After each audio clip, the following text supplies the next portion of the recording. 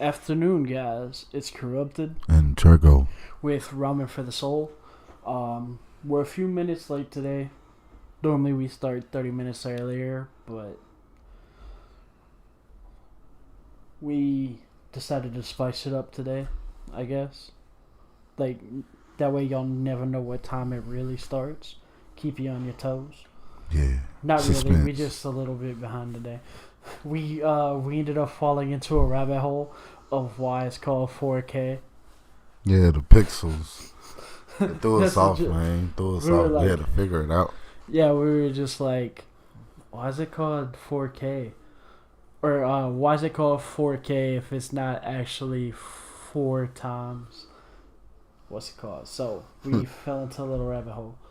Yeah. Or it's not like 4K even, because like 4K, like 360. Yeah, they use 1080 as the base and go from there. Yeah.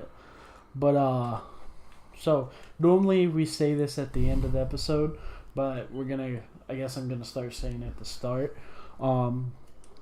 If you have anything to add, any questions, or like any Concerns, any yeah, anything to add, or you want to like challenge our assertions, feel free to comment it down below. Yeah. That way we can make our argument better.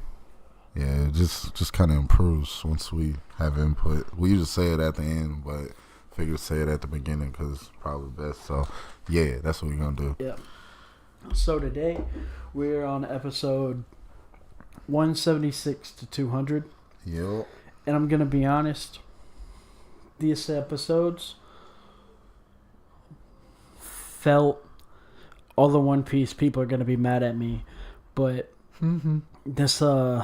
these episodes felt like a chore compared to the other ones.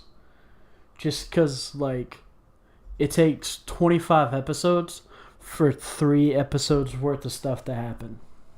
This is where most people would say the pacing's bad in One Piece. They could use this stretch as an example. Like, it's true. Like, it is true. Like, it did feel like only 3 episodes of things happened in this 25 episode go. There's 3 episodes of Luffy running around with the gold ball on his wrist trying to climb up something. And we do see a lot of, like, going back and seeing it now. Like, I do see it. Okay, there it goes. It's back. Yeah.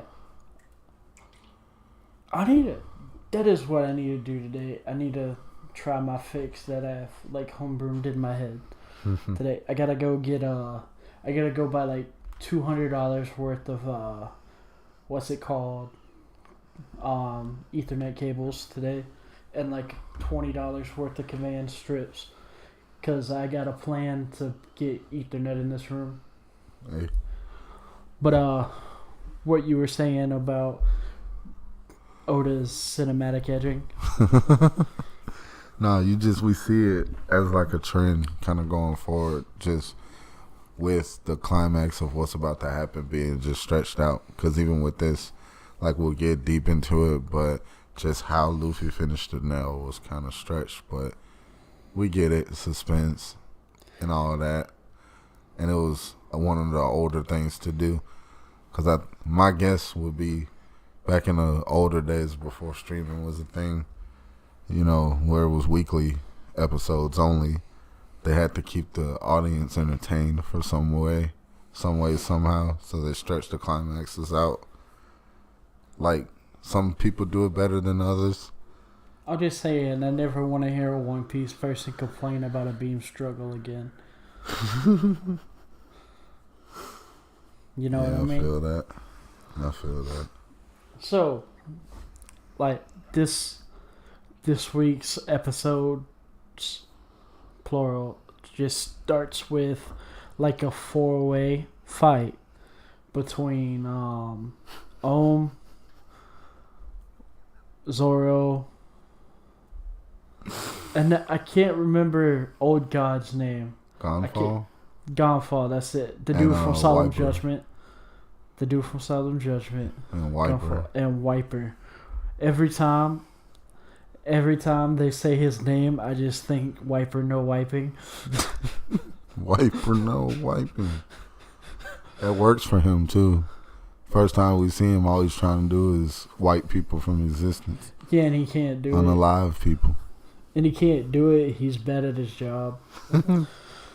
Literally, that's his first words. He's like, "What are you doing here? I'm gonna kill you." Nobody dies. Yet nobody dies except for my excitement. So it's like a 4-way fight. Traps everyone in a prison with a dog. I'm not kidding. That's an actual plot point.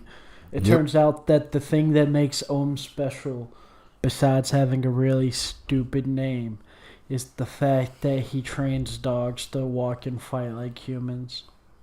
Yep. What the fuck, Oda? Hey, we've had some weird animals in this. Oh no, but it's made even dumber by the fact that he has ironclad dials hidden throughout the area. So when the dog runs, it activates them and makes a giant barbed wire cage. That's what happens in that episode. No, I feel it. What the fuck, Oda? Nah. I probably need to stop cussing this early in the episodes. But like, Oda, whatever you are smoking, I need your dealer's number. Because that sounds amazing. Nah, it gets worse. I know it gets worse. Will you talk about the concepts of just how crazy the animals are? Dude, I've seen Chopper. Not even Chopper. I would argue that the dude, the Bershhound from the Baroque Works people, Mr.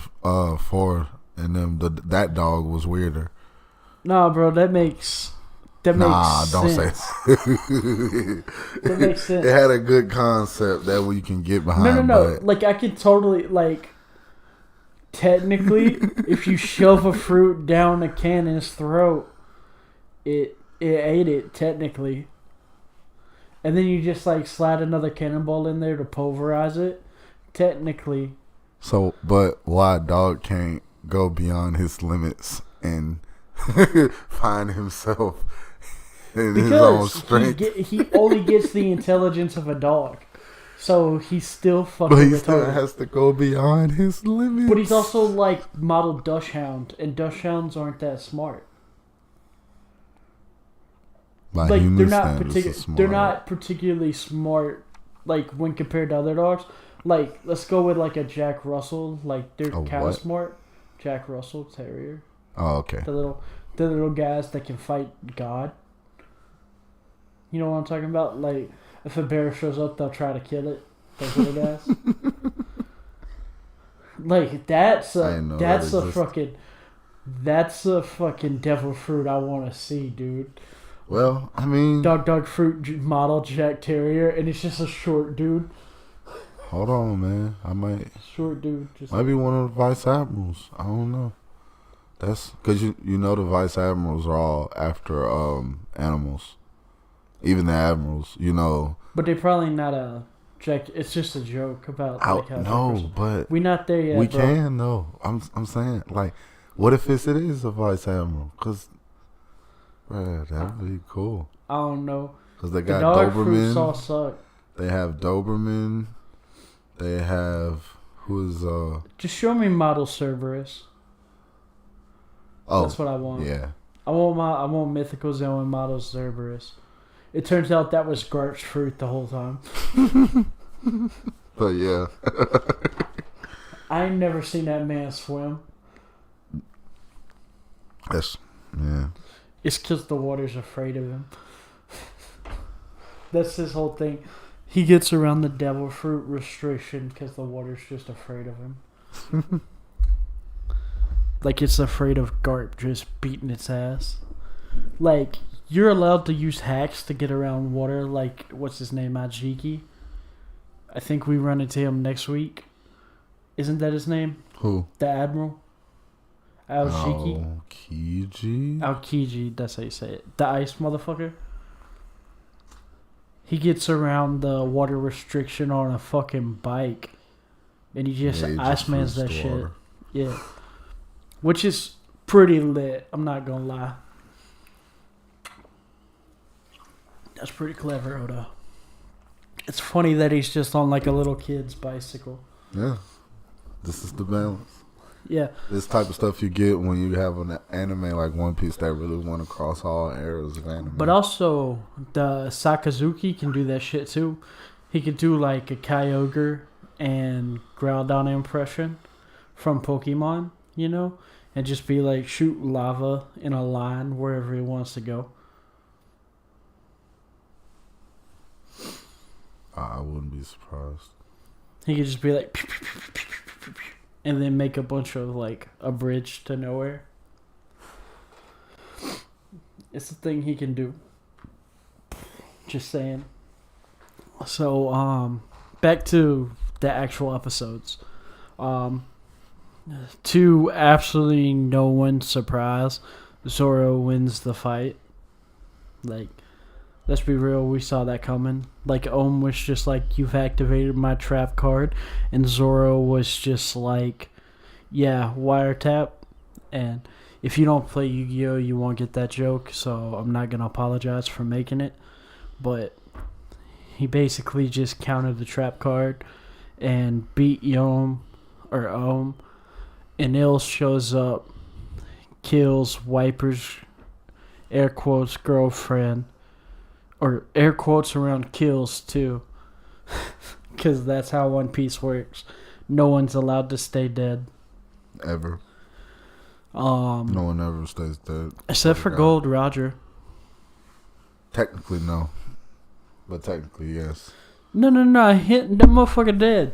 No, he still plays a big part in the story. He's dead. Like his in, ideals physical, aren't dead, but he's dead. But the center of him, yeah. No, he's actually dead. He's not going to come back He to dead life. as fuck. Like, literally. But, like, it's his ideals that got the whole pirate thing alive, so...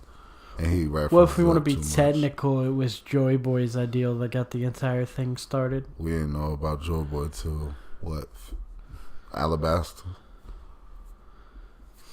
Well, we... Like, still, though, like, everything's just on... Well, technically, everything's off Nika's back.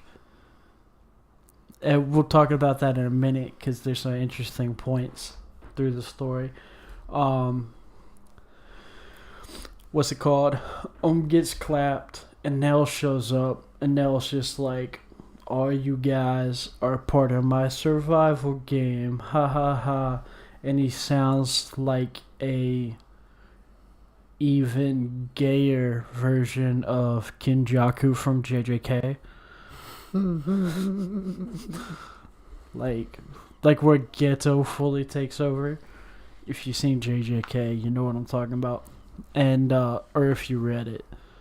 But from there, and Nell's just like, you grand survivors, gotta come to me, or come with me to the endless verf. And no one calls him out on the fact that saying verf sounds fucking retarded. Like, why do they call it verf? They never say, right? Does the V stands for very? I don't ask those kind of questions. Like, I just feel like Oda should tell us, because I want to know if it stands for very. You might have. I'm not sure. Because I don't remember them ever answering that question. But from there, and Nell's just like, you 5 survivors. I mean 6, because I can hear you, Nami. Because Nami's hiding in the corner. And Nico tries to, like, backtalk him, and he's just like, fuck you, I'm gonna catch a domestic violence charge, and shoots her with lightning. Tell me I'm wrong. That's exactly what he does. Domestic violence is like probably something that doesn't exist at this point in One Piece. I would say. I don't think that's a charge that people give in One Piece. Well, technically, everything Enel gives is a charge. I get it. But, so, Robin gets clapped, and then Zoro's just like, how dare you do that? And then Zoro gets clapped. And then Wiper starts trying to wipe, And he's just like, I got a surprise for you. I have a sea prison stone. It's time to die. And then Nell's just like, oh, that's not very cash money of you. And he body locks a Nell, hits him with the reject dial, which a reject dial is an impact dial, but it has 10x the power, and it's supposed to kill whoever uses it, but Wiper's not about that bitch life, so he's used it before already. And he hits a Nell, and it stops a Nell's heart, but Anel uses his lightning powers to restart his heart. What? There's been worse. I know, but I'm just saying, like, what? Like, he's a built-in defibrillator now? Also, one thing. Apparently the drums on Anel's back, or Inaru, we should probably say Inaru since we're watching the dub. It don't matter. They're in both. Apparently, the drums on his back is part of the fruit. Like something the fruit gave him? Yeah. The fruit apparently gives you the drums on his back. Like, it's part of the power. Like, I was looking it up. Like, I was like, why does he get the drums on his back? I don't know if it's true or not, but, like, most of the sources I saw said, like, whoever eats the fruit gets the drums. And it makes sense, I guess. Because, like, Raijin and... That's what I was thinking of. Raijin and his brother, they have the drums. So it makes sense if the fruit based off them has the drums. So... Isn't Raijin and Fujin the lightning and wind in the mythology? No, there's another one that goes with Raijin. Raijin is thunder, and then there's one that's lightning. I forgot what his name is. Fujin, isn't it? Fujin's wind. Or is it, I can't remember his name. It's like on the tip of my tongue. Now I gotta Google it. Mother effer.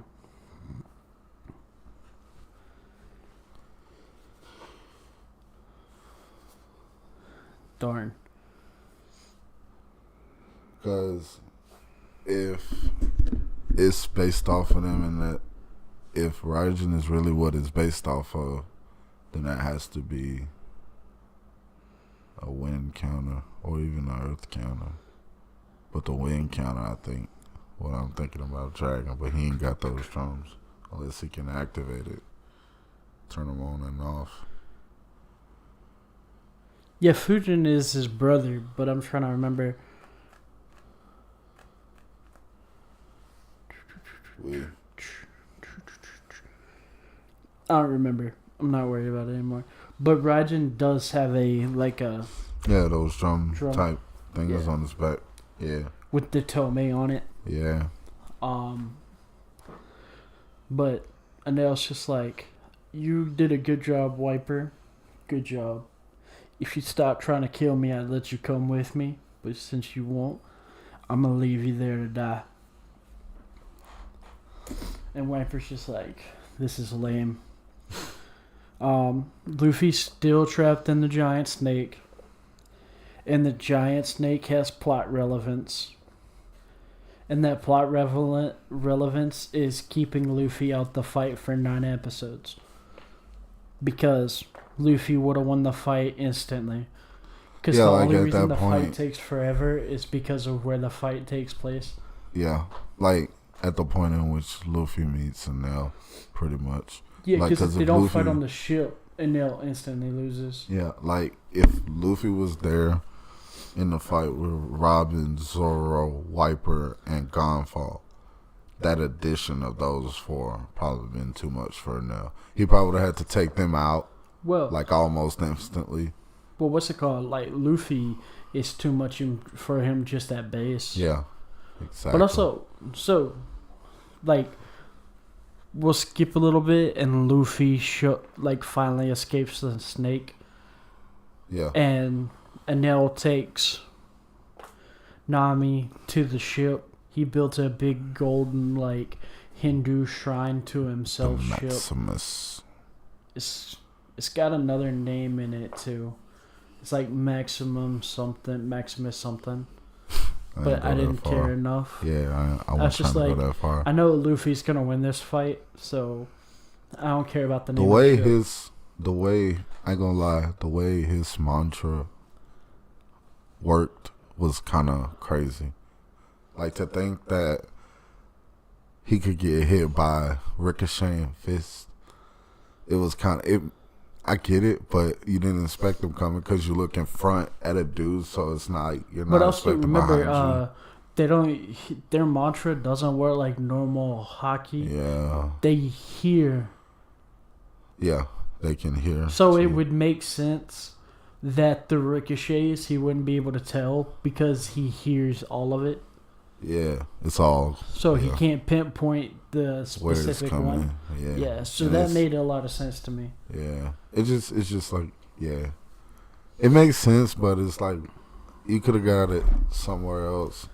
Cause ever since you told me about the small physics that don't make sense, I've been kind of looking at them, but like a lot of stuff, I just kind of think that maybe it's just early hockey. It's that sometimes they make sense and sometimes they don't. But no, like even some of the things I'm seeing, like, cause I get it with the ricocheting. I don't even think Luffy knew where those fists were gonna hit, so I get it. But it's like. But also, you gotta remember, like, gold is super malleable. Yeah. So it makes sense that they bounce even more than normal. Yeah. Because the gold would give. Yeah. Okay. And so there'd be more surface area to bounce off of. That's an additive. Like, there'd be even more to bounce off of the more you hit it. So it'd be even more sporadic than it looks. True.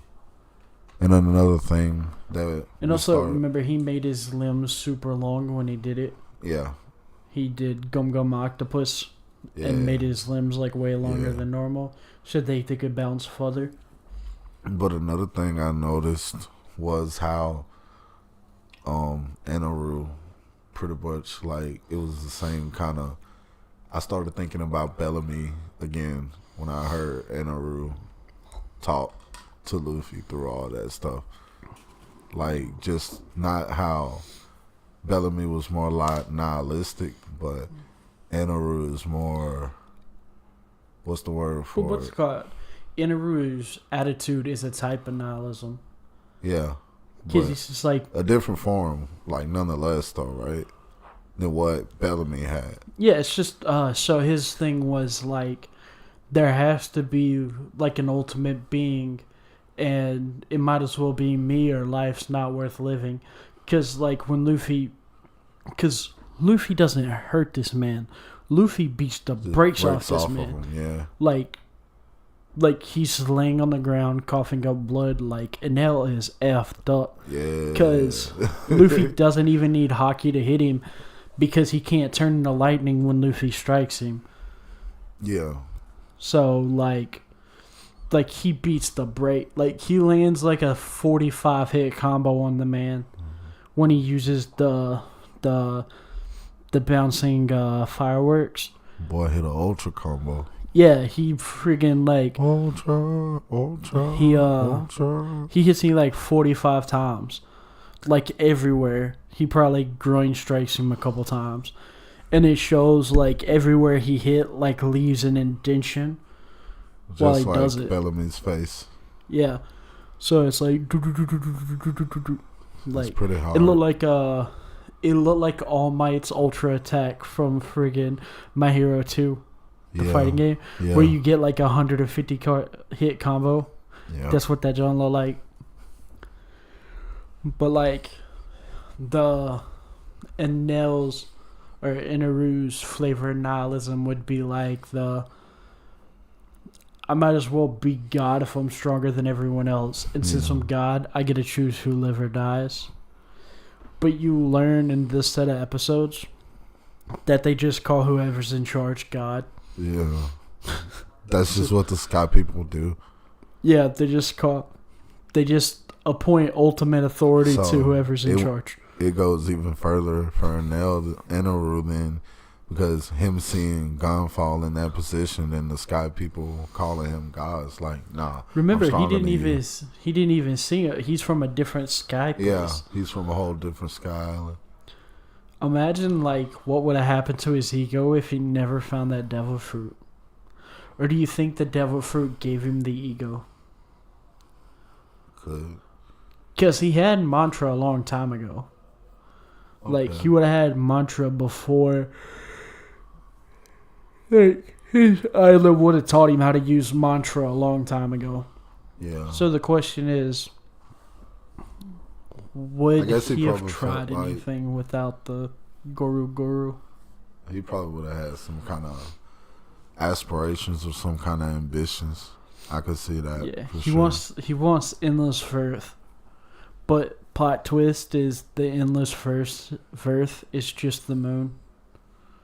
I can see it. No, like you learn at the end of the arc that the endless Firth, that his entire thing, he wants to go to the place with no water and it's endless Firth. It turns out that's just the moon. Yep. Which is really stupid. He's like, I want to go to the place with the infinite ground. The moon. He knows retarded. I don't think he understands what infinite means. And also, like, how's he going to get water? How's he, like, he didn't plan this out. He needs, like, irrigation and stuff. If it is endless Earth. So, like, maybe he can, like, use photosynthesis or something. Photosynthesis. He just lays down like SpongeBob. Photosynthesis. Yeah, that's what. Photosynthesis. That's what came to my mind. Like immediately. I don't know. Something's wrong with them now. But the big thing that these episodes do is, since Enel considers himself a god, and Luffy is just like, I think your idea of God is kind of stupid. Yeah. It like shows that Luffy's, it's not just his abilities, but his temperament, his way of living, like his philosophy, his everything, entire like, way of life. He like completely counters Inaru in every way. And completely. It's, like when he's fighting Enel, he says like, how can you be God if you will only kill stuff? Yeah. Like, it's just like, it makes no sense to call yourself God if all you do is kill people. Or not, he says, how can you be a god if all you do is destroy things?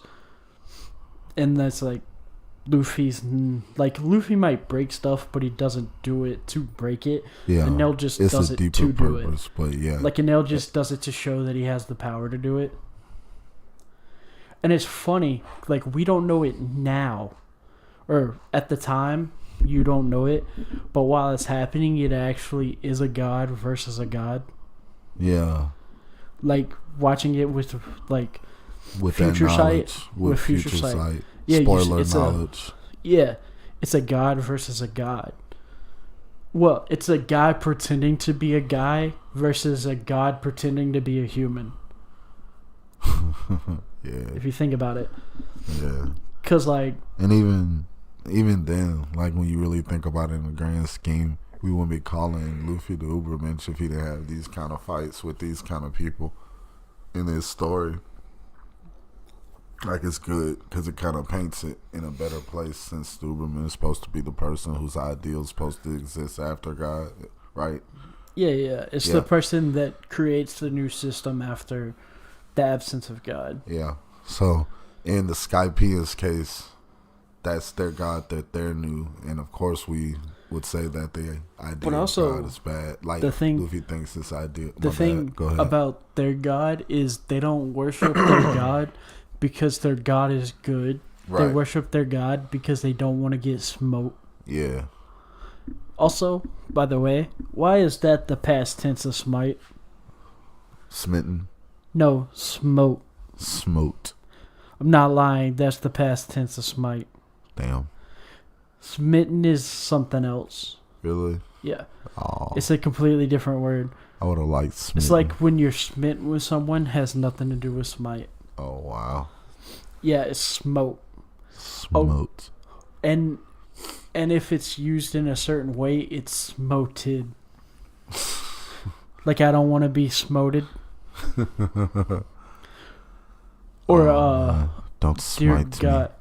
Or how would you, like Usopp says it. I forgot the exact wording, but there's a wording where you used it as smoted, even though smote is already the Past tense of the smite. past tense. Yeah. Wow. Like God smote my ancestors. He smote them. It's Smote not- them, I tell you. It's not God smited. Though smited makes more sense. But like I was saying, the villagers only worship Enel because they don't want to get struck down. It's not actually out of like a love for the god or Right. whatever. It's just pure self-preservation. And it's also those people need a god. Yeah. Like they don't like that Enel's their god, but they deal with it because they need a god. Because even before Enel, they appointed somebody as their god. Yeah. They appoint like the strongest person in the village as their god. Yeah. It would be different if Gonfal's title before was king. It wasn't. Yeah. It was god. It'd be really different though if it was. And Yeah. he comes in and calling himself God. We could say it's a complex, but if Gonfal was God before that and he didn't do what Enel did, then yeah, it's just what they call him in charge. But it has such a deeper meaning than just person in charge. Also, there's a cool quote that Inaru says that I feel is fitting to bring up here. He says, "It's not that people fear God, rather it is God who is fear itself." Right before someone fearlessly sacrifices them life to try to kill him, and it's just like he just contradicted everything you just said. Inaru, like I thought you were fear itself, this man. So it's great because if you think about it, because how Enel says it, Enel says God is fear itself, and the entire arc is people overcoming their fear of Inaru's ability to hurt them. Yeah. So the entire arc, according to Enel's definition of God, is everyone's overcoming God. Yeah. Because even when you really look at it from like the biggest standpoint, because we just said everybody overcoming their fear of him, because when they first got to Skypiea, everybody was really like hung up on, oh, don't badmouth God or he'll smite you, and we saw that whole complex. Then when they introduced the Shandorians, their whole thing was they were scared of Anaru. The whole thing about them was that they were scared and they're trying to overcome that. And them overcoming that, you see people get hurt. You know, the girl, Rocky, yeah, she, got smoted in the whole thing. Got smoked. Got smoked, yeah. It would be smoked, yeah. But she got smoked. Then, Zoro and them getting hurt in the process trying to defend it. But they were never scared, and I think that's why I guess they kept getting up. And then Luffy, we know Luffy. He ain't never scared. Yeah, Luffy's not scared. But, remember, Nami's terrified. Yeah. Oh, no. Nami was terrified, but she was. Still winning. Yeah. She was still willing to fight at the end. Yeah. Right before when she gets dragged to the ship. Yeah. She has the 3-section staff Usopp made her. Yeah. She's holding it behind her back, and she's just like, this is going to get me killed. Yep. And that's the good thing, because I was like, Nami shows you can be scared, but you don't have to not act. And I think that's what Usopp was always lacking. Like he'll get scared and not act. Nami be scared but the whole force time. him to act. Yeah, it'd be something to force him to go. Like when Sanji and Usopp go to save Nami from the ship. Yeah. And you find out the whole reason Luffy didn't just destroy the ship the first chance he got is because he didn't want to leave Nami stranded on it when it fell. Yeah, because he still thinks she's up there when the whole time she's not. And he's just like, oh wait, she's not? Cool. Yep, let's go and flex these muscles real quick. We got to go and destroy this thing. But with the Enel and Luffy fight, it's funny because Enel just throws his 2 strongest attacks at Luffy at the get-go. And he's just like, wow, he's fast. He dodged it. And Luffy's just like, I didn't dodge anything. I ain't even move. And Enel's just like, what? And then Nami's just like, oh my god, they don't have rubber here. By the way, side note, they are like Skypiea, or the upper yard part is based off Mayan shit, right?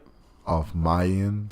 Yeah, like Mayan, okay. And Aztec stuff, right? Yeah.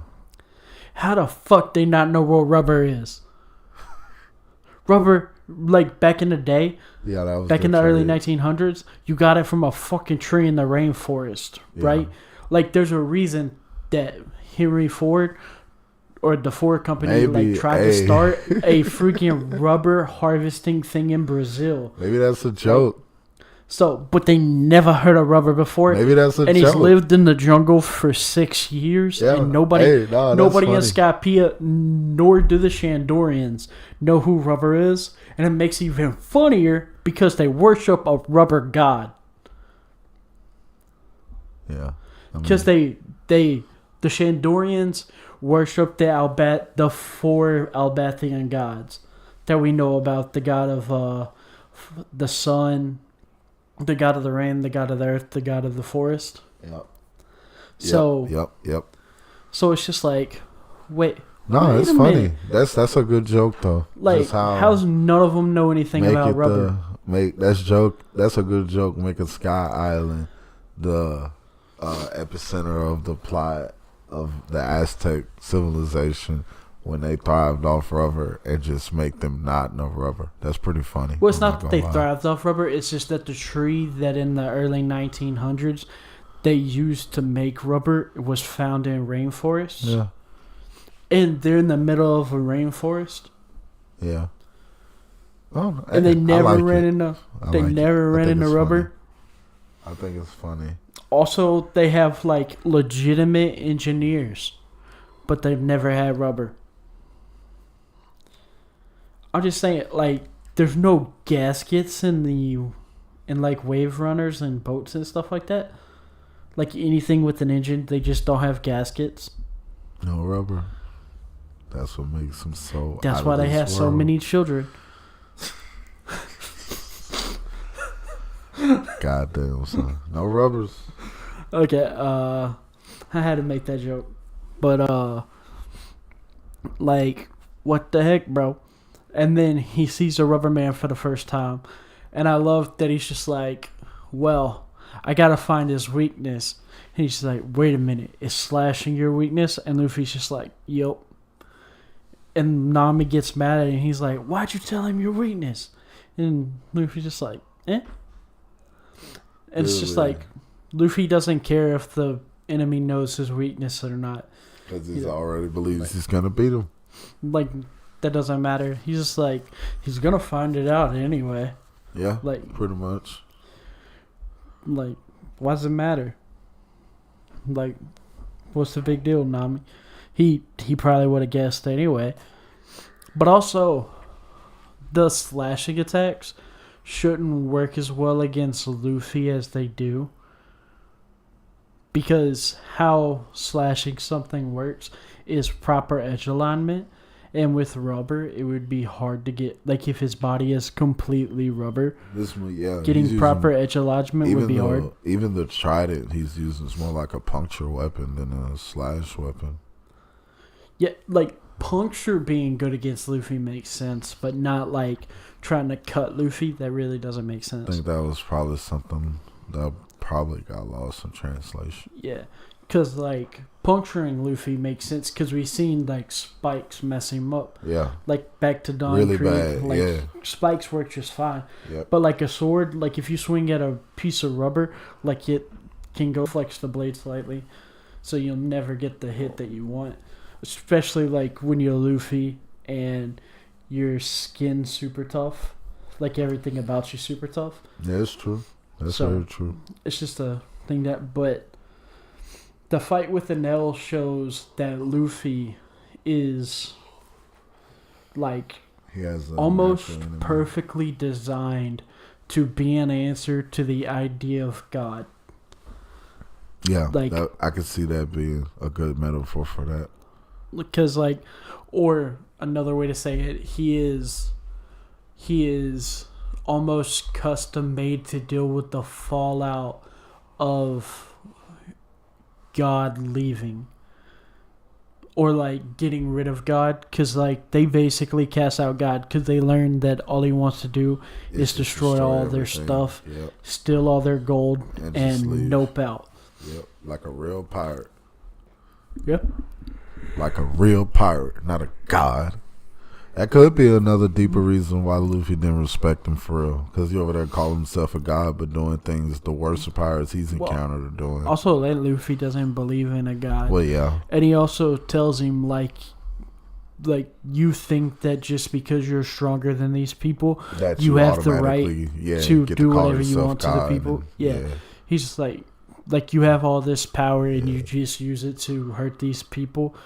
Like, you just take because you think you have the right to take. Like, like he doesn't use the exact words, but he basically says, like, you're not a god if you just take from people. You got to give something back if you're going to be a god. Like, there's got to be a reason people pay tithes. Like, it's got to do something. And nothing, like, you're not doing anything for anybody. And then Luffy becomes the new god of Skypiea by the end of it. Yep. Because they're just like, please, God. Like, they don't call Luffy God, but, like, all the Skypieans, Enel makes, like, this big ball of just pure thunder's cloud. And he's going to try to use it to, like, he's going to, like, spirit bomb it into the thing to release, like, a giant lightning bolt. And all the people at Skypiea are, like, praying, like, please don't let it blow up. And Luffy stops it. So, Luffy's beaten the absolute brakes off Enel. Enel can use his lightning because gold's a superconductor of electricity and heat. Enel, in a last-ditch effort, traps Luffy's hand in a giant ball of gold to buy him, like, 4 episodes worth of time. That's man legit what it is. Some plot time because Luffy was too much for him. Yeah, it's really stupid. Like, at one point, Luffy says, let's see what it was. What makes you God anyway? And Enel's like, nothing that lives can stand against me. That's why I'm God. And then proceeds to get absolutely faded by Luffy. Nothing that lives can stand against me. Head ass, back ass, shoe ass, toe ass. It's kind of ridiculous. Nah, one thing that killed me about Enel was when everything actually caught up and everything. Like when Luffy actually was about to deliver the final blow. This dude, Enel, pull out this freaking Bushin lightning Susanoo out of nowhere. But also, what's it called? The big thing is, I don't think it's out of nowhere. I think that's his awakened devil fruit state. Oh, because he has the. You think he awakened in that? He has the robe that everyone else has when they awaken. We can get there. Yeah. If you see, he's got the thing. He's got the thing that goes up under his, like, that everyone has when he does it. He has the, like, the awakened state everyone has. Like, if you look at it, he's got the. I forgot what it's called. Yeah, he has it. So shoot, he does. Yeah. So that was my assumption that he has like a. It's not even, and it. You know what's crazy? Now that you mention it and you pointed that out, if you've noticed so far, everybody who's been shown to have that, it's different for everybody. Yeah, it hasn't been the same, and his is a sash. Yeah, like look at that. Because Raijin has a sash. Yeah, Raijin has a red sash that does. Dude, that's. Bro. Yeah, so that was my headcanon. As soon as they showed it, it was like, because remember, he's very much like Frieza from Dragon Ball. He's never had to try. That makes Enel an even more overpowered enemy for Luffy than if he was the first Awakened he ever went against. Because if you think about it like this, like, he's very much like Frieza. Like, he has lightning power, so he's just been able to one-shot everybody, right? Yeah. So this is the first time he's ever been pushed to his limit. So So it would make sense. It would make sense that he's able to like break through that limit, because he even tells Luffy like, if you hit me one more time here, like I'd be done. Remember, before he catches his hand in the ball, he tells him, I don't even think I could take one more hit from you. Yeah, he was already screwed up at that point. Yeah, because he was like throwing up blood at that moment. Yeah. Like Luffy messed the man up. And then he catches him in the ball and then like kicks him off the ship. So my headcanon was that he just surpassed his limit in the moment and became awakened. Because it makes sense. That's what Doflamingo did. It makes sense. Like he has the sash. Get there. And that's how we know. That's how they defined every awakened state so far. Is that you get the sash. And it's like a kami sash from Shinto mythology. Yeah. Like almost all the kamis have that sash. I think that's just or not a sash, Zoans, but though. Like one of those things. I think that's just for the Zoans, though. Well, he's a Logia. He also what if he's not a Logia? Yeah. What if he's a Zoan? Yeah. What if he's a mythical? Because what if he's a mythical Zoan? Because if the drums is part of it, why the fuck would a Logia get the drums? Yeah. That just, bro, that could be a canon. There's multiple ones that like everyone thinks is a type in the story, but not excluding Luffy. Like the waxwap fruit is actually a paramecia. It's not a Logia, but even the dude that has it thinks he's a Logia type. Well, that's crazy. Remember, Mr. 3 thinks that he's a Logia type. Yeah.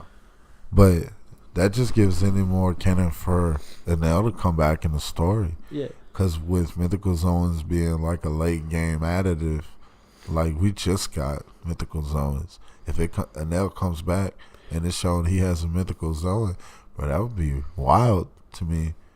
But it's just like, why would he have the sash if it's not awakened? Is my thing. True. Like, why would this sash appear if it's not awakened? Yeah. Because what made me think about it. He doesn't have a sash at any other moment. No. Unless Oda just wanted him to look like a god. No. I think, yeah. I mean, but, at the moment, that's probably what it was. But now that the sash has become, this means your devil fruit is awakened. Bro, what if Enel, had, his story and who he probably went against to get to, his level of power that he got to in his head. Maybe he went against an awakened Zoan or whatever, or somebody awakened and just beat him. What the big thing is, he's got one of the strongest Logias. Like, we know, lightning's one of the strongest. Yeah. It's stronger than the fire, it's stronger. Yeah. It's the strongest Logia that we see until we run into Aokiji. Aokiji. And it's probably stronger than his. It's probably just Aokiji can use Haki, so he's stronger. Yeah. But if it was just pure Logia to Logia. Yeah, because both of them AoE out of this world. But I would give the edge to Girl. What's it called? Until we get to the darkness fruit, I can't think of a Logia that's because lightning beats light in my head because they're basically the same thing.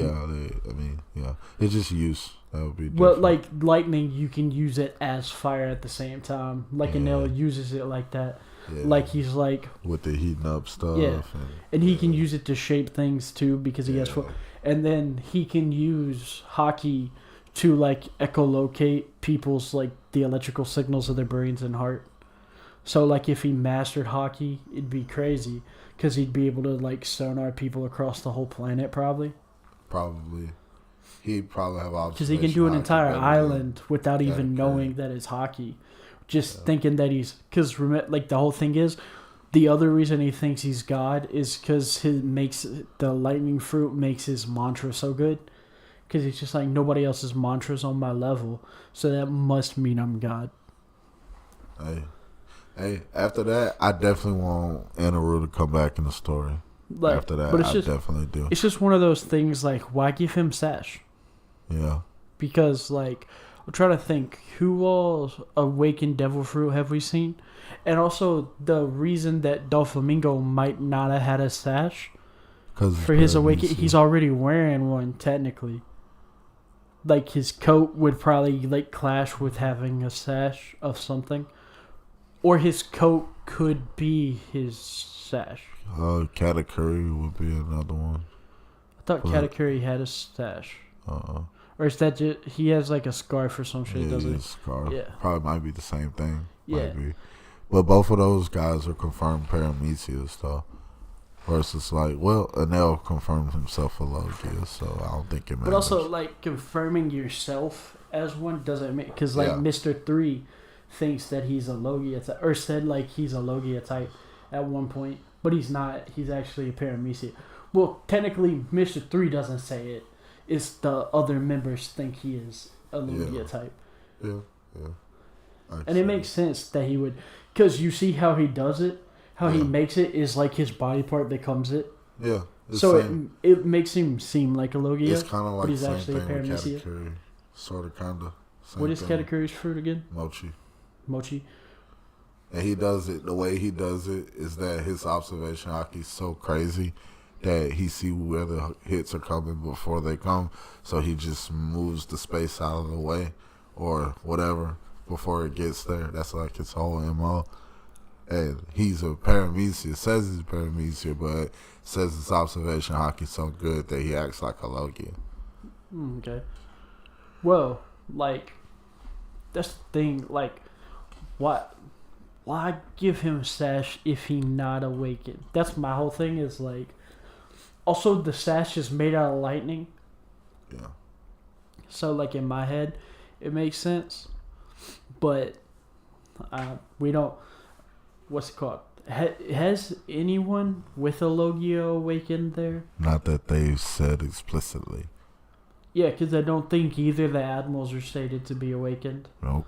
We haven't had a Logia awakening yet. We've had every other awakening except a Logia awakening. That's where everybody thinking it's going to be something like monumental and the change is going to be. And I think that's how I know it's going to come back in the story. Because after this, after seeing this, and you just remind, that probably was the first awakening we've ever seen. It's just a different, like, the way I think it's going to be formatted is going to be different than. But also, we've never seen. I can't think of another time that we've seen a Logia where they like transform like as Owen does. Yeah, we haven't. Because he wholesale ass just turns into a completely new bit. Like he turns into a giant version of himself made out of lightning. Yeah. Like just like a way muscled up, fatter version of himself with lightning, and he's just like and he's like So it's like, I'm not saying that he's a Zoan, but like we've never seen anyone else, or that I can think of. Nobody else has ever been like, I'm a transform. Like they might turn into the Sakazuki or however you say Magma No, you're thinking of Sengoku. His is his own. Yeah, I know. I know his is a mythical. But what Sakazuki did, somebody when he just no, all he does. I'm saying all he does is turn parts of his body into magma. And like that's all he does. And stuff like that. Yeah. As like attacks, and like Ace like turns into fire, and Smoker just turns into straight smoke. Kizaru just turns into straight light. But I'm just trying to think of a moment that they've turned into another version of themselves. Like an elementalified version of themselves. Like a... Kizaru did it. Like he turned into like an actual elemental. Not into his element. Oh, you mean like but like an element. Yeah, like how, like himself as his element. Like we've seen everyone use the element to fight. Or whatever their thing they can control to fight. But that's the first time we've ever seen someone like manifest as a transformed state, like almost like he's a Zoan. Yeah, I see what you're saying. Like and he takes the stance. But right. I just can't think. Like I'm trying to think of someone that did something similar, but I can't. If y'all know anybody, let us know. But like I'm trying to think of all the Logias. Like Sabo is not as good at using the fire as Ace. Or at least he has his own thing, but But I mean, he hasn't. I mean, status wise, you could say he kind of got to. I say it's kind of high because he became the Flame Emperor, as it went on, like with all Oh no, that I was stuff. talking about like how far I got when I ran into Sabo. Yeah, he no, wasn't you're as right. good with But, as Ace was with it. But I'm just trying to think of all the Logia users I can think of. None of them have an extra form. No, you're right. None of them Like, we've seen have an extra form. That's we've canon. seen fire, ice, light, black. Like I guess darkness. like maybe ice, but that's just he just turns part of his body to ice. But he can make it. Yeah. What's it called? Darkness doesn't do any. Magma, he doesn't do it. The mud guy. Mud doesn't do it. The There's another Logia that I'm not thinking of. But when you think about it, I think it feels like Logia is the rarest type. The snow one. I don't remember the snow one. I don't think I got there. Punk Hazard. The girl. There's it. I don't remember her. Can't think of her name. I always can't think of her name when it comes up. Like, it's so easy. She's thinking about harpy. Like, who else has a Logia type? That's it, really. It ain't really that many. So what was that, like 7? Yeah, like 7 or 8. I think we've seen like 9 mythical Zoans. Pegasus, Luffy, Marco, Sengoku. Marco, Sengoku. Oh no, we forgot Crocodile. Yeah, we did. So we're at like 8. So no, there's more Logias than mythical Zoans, but there's like only like Buggy, Chop, he's a Logia technically. That's a Logia? That's not a Paramecium? I mean, the way it works, it's like a Logia. I thought it was Logia. I thought it was a Paramecia. But also, after the debacle with Luffy, I don't believe anyone when they say what type of fruit they are now. You know what I mean? Because it's not lying. It's just that the characters think that's what they are. No, it's a Paramecia. They say it's Paramecia. But you know what I mean? Like, that's just what the characters think they are. It's not like Oda lying. It's just like Luffy doesn't even know what the difference in the types are. Right. So he just like, people are just like, you're a Paramecia type. He's just like, cool, finger guns. Like, I mean, they just went with what he told them. Like, yeah. But like, when it comes to Logia, definitely. Like, it is weird though, because like, if Marco never turned into a bird, you would just think he's blue fire. I mean, technically, he is still blue fire, which is still but you cool. know what I mean. But like, he's a Phoenix first. But like, I'm trying to think. There's a ton of Paramecium and a ton of regular Zoans. Yeah. That brings me to another point when we're talking about Zoans. I think so. Spoiler warning. It was either last week's chapter or the week before. We found out that, according to Vegapunk's research, the devil fruits are a power that a specific person wished for, right? Oh yeah, you talking about the origin? Yeah. That's his theory, right? Is that it's a power that a specific person, like 800 years ago, wished for. Not even, it's like desires. And yeah. Like they wished for or they believed in or something like that. Like we don't know the specifics. Like the same idea behind like Foster's Home for Imaginary Friends, how the imaginary friends are created. So here's my thing. Who the fuck wants the power to be a human? If it's from the wishes of humans. An animal. No, but remember, they're not sentient. Or like, according to Vegapunk, that wouldn't count. But like the how Vegapunk still call themselves animals. But they're already humanoid. So why would they want to be more human? Why have fur? They love humans, so I mean, but it would make them the same amount of human as they already are. Because they still have animal instincts. No, I'm saying like, because we've seen what happens when an animal eats a human fruit. Yeah. They just become a hybrid. They don't. It's like everyone that eats a Zoan fruit that's not a mythical Zoan, they become different degrees of hybrid. Yeah, but I still think it's something more to Chopper's. That's what I'm getting at. That. So if it is humans wish them into existence, who would want that power? Because we know it's not the fishmen. They don't. They would need a devil fruit to begin with.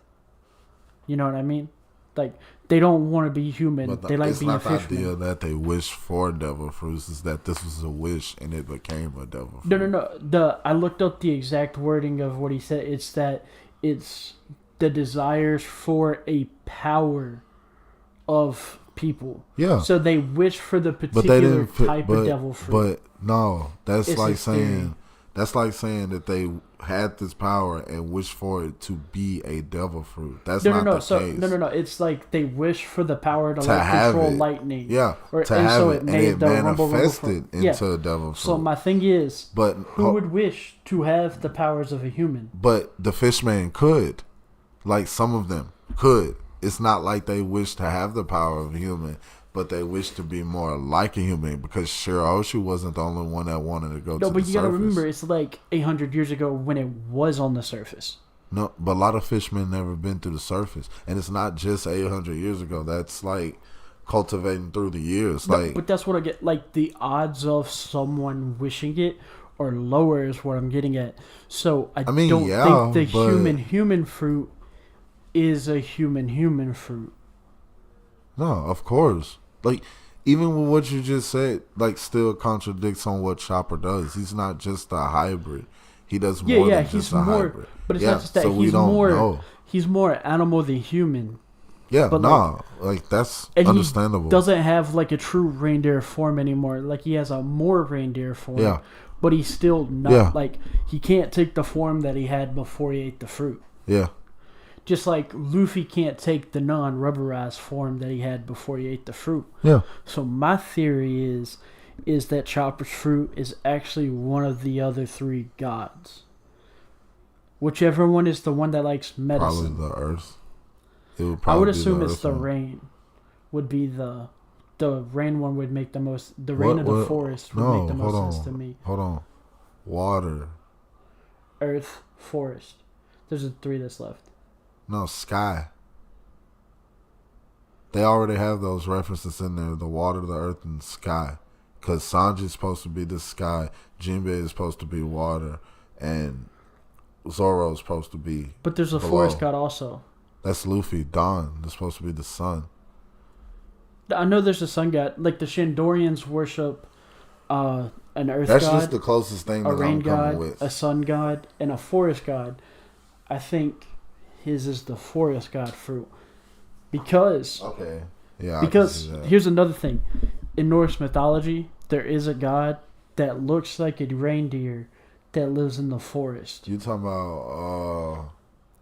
I don't remember his name. Oh. But he has reindeer antlers, and he lives in the forest. Damn. I know what you're talking about, too. And the Albath is based off Norse. Hreinin? I think that's how you say it. Hreinin.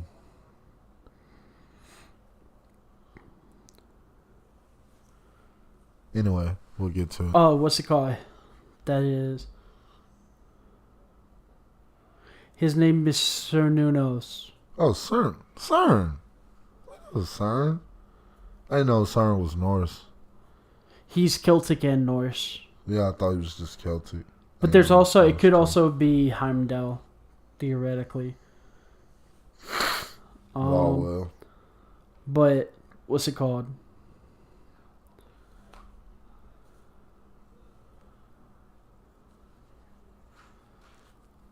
Or where's it at? There's a...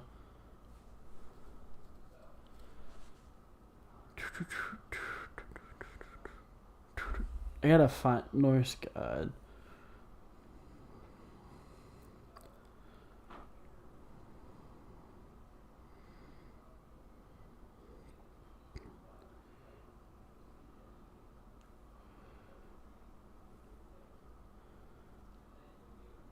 Like, there's one called, like, Bewe that is, like, he was, like, the god of, what's it called?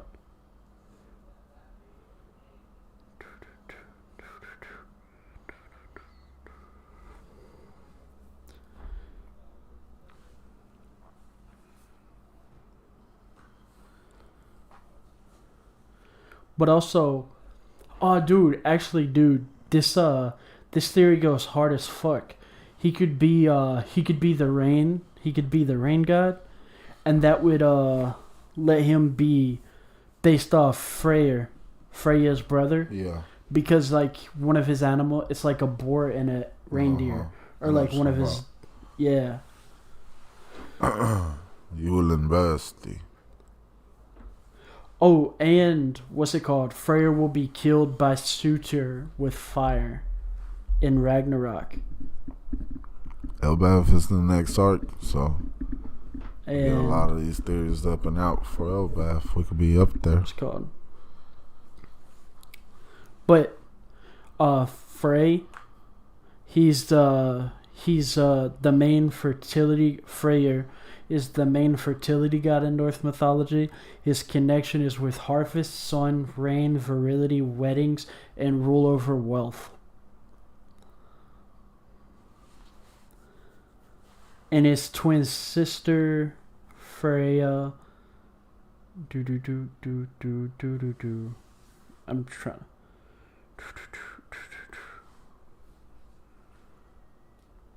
But yeah, Frey has the power over rain and sun. So it would make sense if Chopper is the rain god. Just because it like forest better.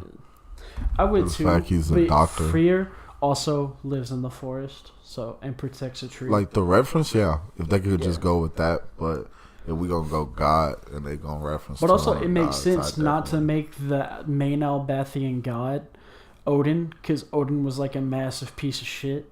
Yeah, nah, no, yeah, nah, I agree.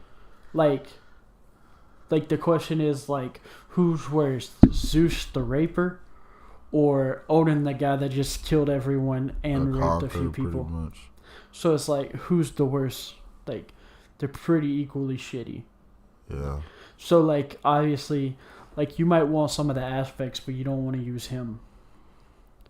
Yeah. But like, it's just an idea. Like, I think that Chopper's another one of the god fruits, because there's a reason his bounty's low, because they don't want people to catch him.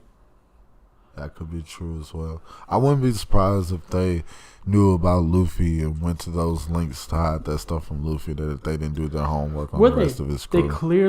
They clearly knew, because the Gorsei are worried about him in episode 115. Yeah. Like, 4 of the 5 most influential and powerful people in the world. Yeah. Keep Already tabs on his him. radar. Yeah. Yep. Yeah. And they're worried about, because everyone, like the Gorsei probably know where he got the hat from. Yeah. And when you even think about it. Because remember, Shanks was Straw Hat Shanks back in the day. And even think about it too, because even in the future, and like when they get mentioned, it's always mentioned that every time Luffy's there, they mention, oh, Demon Child, Robin's there too. Like, that's even more, because every time they go somewhere, just them having Robin with them added more notoriety and more.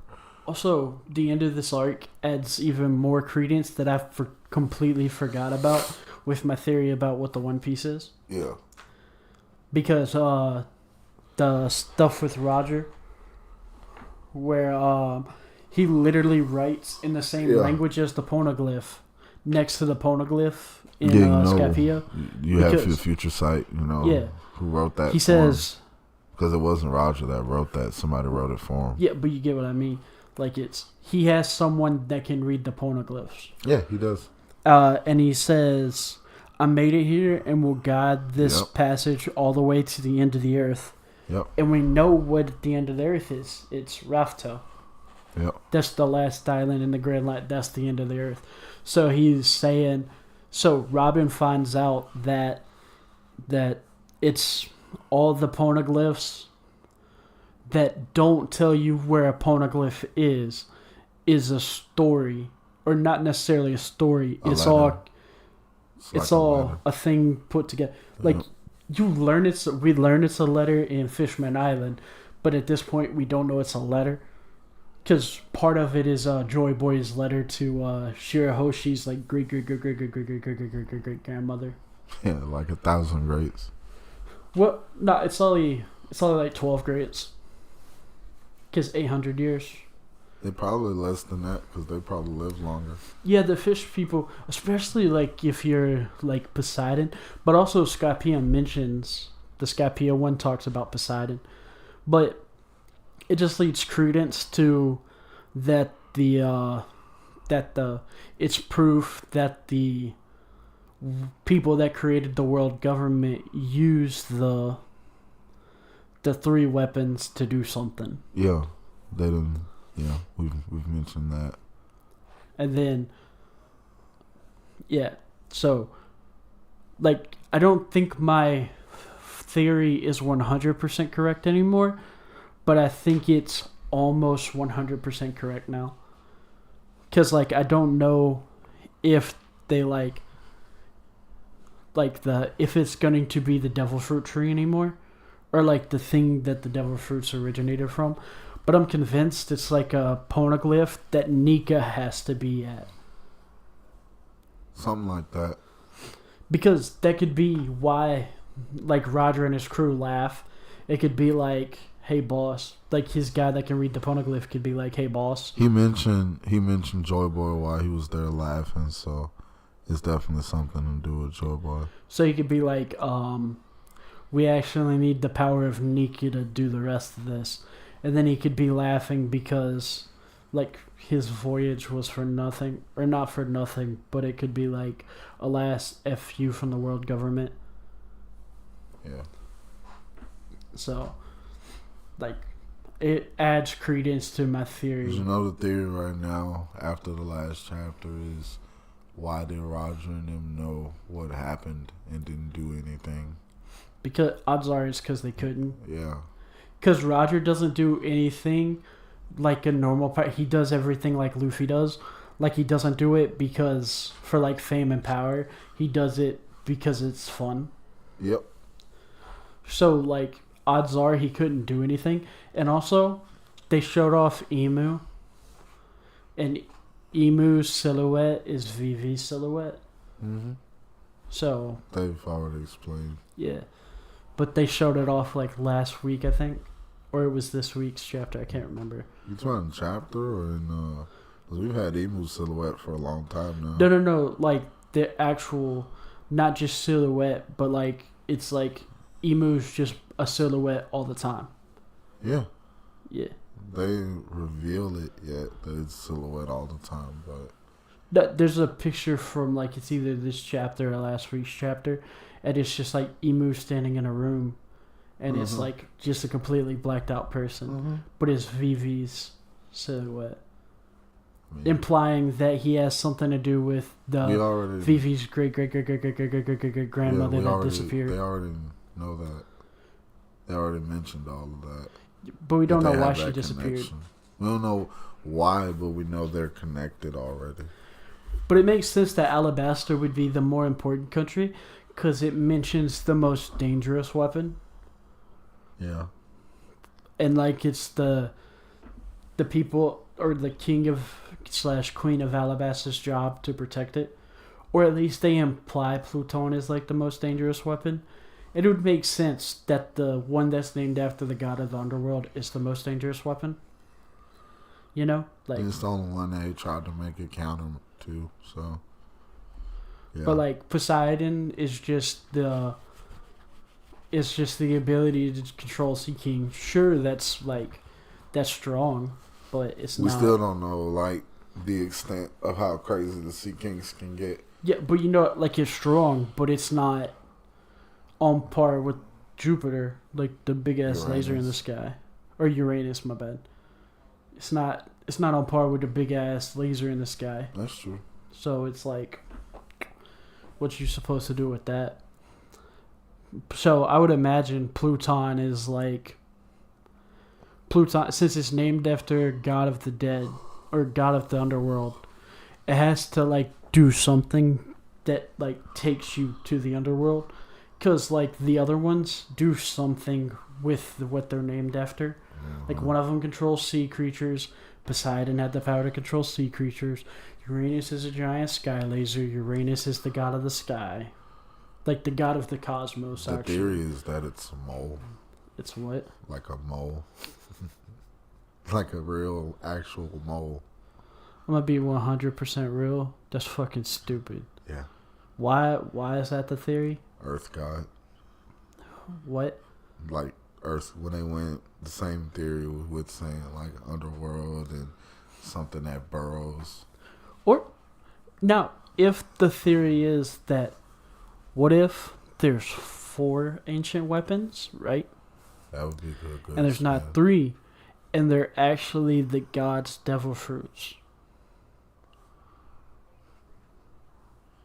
Cause I love to see how it gets incorporated. Cause like that, like the water god, like having Poseidon, like makes sense. You know what I mean? Cause like we don't know that Shirahoshi is Poseidon. It could just be that she has some of Poseidon's power. I say she is. They do say she is. So the weapon is just a gene. Yeah. So the weapon's a gene.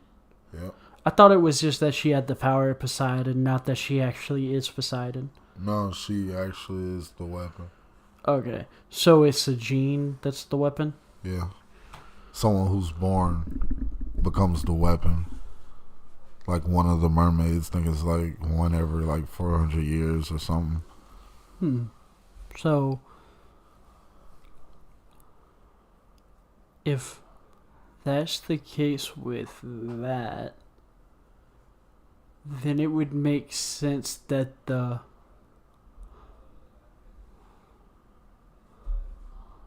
Hold up. What if all the weapons are somebody? Right? Like all the weapons are an actual person? Not all, because they already said made out of a person. Or like a creature with great power. And that's the thing that made people go, I wish I had powers. Well, but here's the thing. We're talking about Uranus right now where the chapters are. And Vegapunk already let loose that the mother flame and what it actually is actually a fire. That's like a power source. And he said a piece of it was stolen that was used to power Uranus, an ancient weapon. We're pretty sure it's Uranus at this point. But it still hasn't been explicitly said which one. It only said it used to power an ancient weapon.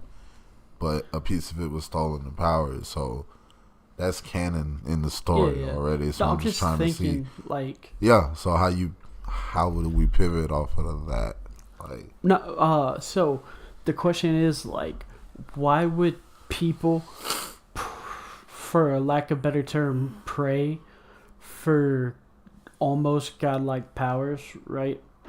You know what I mean? the same thing for like children. Like, Yeah, but you'd have to know that a power like that could exist, right? No. To wish for it, you have to know that it exists, right? like, but which for what though? No, just like in a vacuum, like, because you got, like, we understand the concepts of, like, wishing for, like, the powers of a dragon because we've seen dragon in media. Yeah, same thing like, But, like, wishing for flight, but we can't fly. Yeah. So, the devil fruits would create a power that someone wished for, right? So that means that they would have had to known that someone could have power like that, right? Like, you following me? No. Because, no, the reason I'm saying it is because there's hyper-specific devil fruits. They're also very broad ones. Yeah, but I'm just looking at, like, the hyper-specific ones. So, like, it makes sense that, like, a collective of people wish for this mythical, like, the power of this thing, like a dinosaur in what's-his-name's case. Yeah, because kids like dinosaurs. Yeah. But it wouldn't, like, for us, it makes sense that kids like dinosaurs. But for them, they've seen dinosaurs. So most of the people that know about dinosaurs would be afraid of dinosaurs. Yeah. So, or like... Well, you can't say most, because that's not how dreams work. When you're talking about dreams and how broad they are, they're all going to be very But, like, broad. I'm trying to take... Because, like, to the knowledge of dreaming for that thing, like, we're biased because, but like, that's our the modern thing day. though. Like saying a dream, just automatically you can't specify that. It's gonna be different for each person anyway. What I'm getting at is like the hyper, or just like the powers in general. To like, let's say like you're writing a book and you're saying like this person has that power. Yeah. You'd like someone previously has a power similar to that in something else, and you expanded upon it, right? Yeah, I can see what you mean. So what I'm saying is, since everyone in the One Piece universe at the time devil fruits would have been created are uneducated, they'd be relatively uneducated, because the populace 800 years later is very uneducated.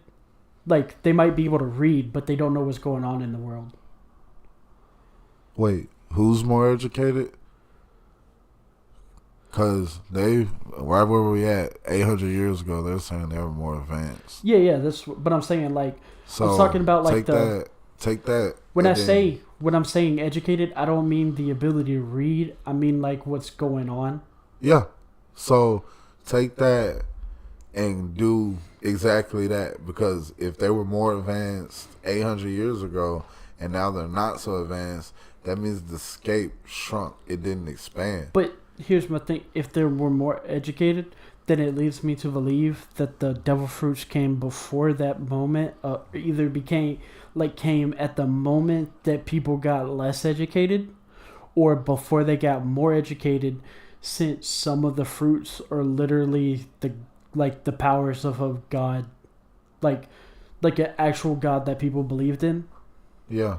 Like, there's at least one fruit that is from a religious pantheon, right? There's at least one. At least one, yeah. There's probably four, but there's at least one. Yeah. Right? So that means that fruit probably had to exist either before they got real educated or in the void century when people got really uneducated really fast. So we're pinpointing where devil fruits came from now. It's not that. It's that what I'm saying is... Help roll with me for a minute. Yeah. Because the question now is which came first, Nika or the devil fruit? But, because you said something real important. You could... Like, Nika, the concept had to exist just first. Before the devil fruit. So based on how he says devil fruits exist. I think you might be right. No, because think about the void century. Wish for the power, you have Nika to know. Out. Yeah, when they took Nika out, and people who, when they were trying to wipe Nika away, people could have wished for Nika to still be there. Like, and that could have been how the fruits were born. So knowing that Nika exists and what he required for would have to have been a prerequisite for the devil fruit to exist. So saying that same thing and twisting it. But that also means while people were very educated, they had to choose not to believe in Nika, and then when the world goes to shit to create the new world government, they have to start believing in Nika again. Yeah. And that would, I think, that would... Like Marco's fruit, for example, you have to know that a phoenix exists, or you have to invent a phoenix in your head. But in a vacuum with like nothing else to go off of, like if you didn't know a phoenix existed, like if you hadn't heard a myth of a phoenix, you wouldn't know that a phoenix exists. You know what I mean? Or like what Luffy's dad's fruit probably is. We don't know for sure. But if it is a rock, or that the dragon that Kukulkan's based off of is what people think it is. Yeah. It's either that or a rock, like the rock bird or thunderbird. Like that's the two things people think it is. Or the two main things I've seen people think it is. You'd have to be able to imagine that fruit, like the power of that fruit. So you'd need some level of education of that fruit, or like even simpler, like a Von College. But even though, like, because it's not just dreams too, you got to throw desires in there too. Yeah. So like even just the desire to do this thing. Yeah, even just to do this thing, because even if you take it and spin it. Because you mentioned Marco's fruit. Hold up real quick. Hold on. Like, real talk though, Marco's fruit, just how you mentioned it being a mythical zone could be a culmination of many things somebody wanted to do, or in a mix of a wish that they wanted. Not even just the phoenix. Because There's even like just wanting to be able to heal, wanting to be able to fly, wanting to just have the things of fire. Maybe those mythical Zoras are culminations of a lot of dreams and desires. They could have seen like ancient text in a book from before the Void Century, and the people saw it and they wished that that thing existed. I wouldn't go that far. I would go. I feel like that's more plausible. Like, imagine like if a war happened, because this is basically what the Void Century is like they were living like us in 100 years. Yeah. And then something happens, somebody takes over the world, and everything goes to shit. That's like roughly what happens, right? Like, it's not exactly what happened, but it's like in the ballpark. Like, we don't know the exact thing that happened, but something similar to that happened. Right? I can see that. So, what would be more likely is like the Dr. Stone thing. Like, remember not saying it happened like Dr. Stone, but let's say something like Dr. Stone happened and you weren't around a super smart person, but you go inside of a library and you find books with a bunch of magical animals. You're going to think those were real if you didn't know about before. Yeah. That could be what happened. Yeah. Is that they found books from pre-Void Century that had like the idea of a phoenix in it. I was gonna go so far. I want to see one of those because I can see that, but I would go so far as to say like a part of who the person receiving the fruit is too plays a big factor. Because now we know Nika was an actual person. Joy Boy was the person before Luffy to have the fruit. But so far from what we've seen Joy Boy have, we haven't really seen him do the same stretchy stuff. It was just the Gear 5 stuff. But we don't know the extent of how Joy Boy was using the fruit. Also, I got another thing that I thought of, like while we were having this conversation. What if the imagination thing and the belief thing are wrong about Nika's fruit? What if it's wishes? Wishes would be a different one. But no, and then he accidentally, like, the Nika fruit exists, and then that's the first fruit. And if the power is wishes, he could accidentally will all the other fruits into existence with people's wishes. It would give a better name on Joy Boy. Because typically people get joy when their wishes are granted. But also, like, if you think about it, like, he's the god of liberation. And if you want liberation, you're wishing to be free. Yeah. If you need liberation, you're wishing to be free. Like it's kind of a stretch, but, like, it's like, this conversation with this stuff makes, like, raises a few questions. Does.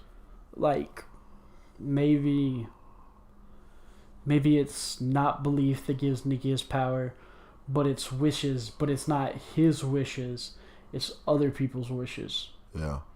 Or it could be that if people believe in him, he's able to grant wishes.